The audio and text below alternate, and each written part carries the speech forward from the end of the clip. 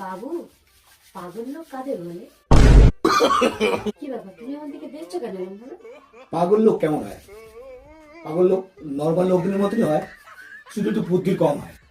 বাবু, ওসব লোকদেরকে চিনবো কিভাবে? পাগলদের কিভাবে চিনবে? তাদের সঙ্গে কথাবার্তা বলে, তার চাল চলন দেখে, অঙ্গি ভঙ্গি দেখে তাকে বোঝা যায় সে পাগল কি পাগল ও, নয়।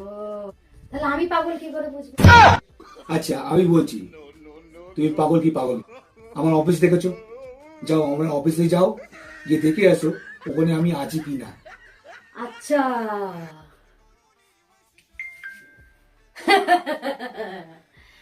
আমি যদি পাগল হতাম তাহলে তোমার অফিসে গিয়ে দেখে আসতাম তুমি আছো কিনা।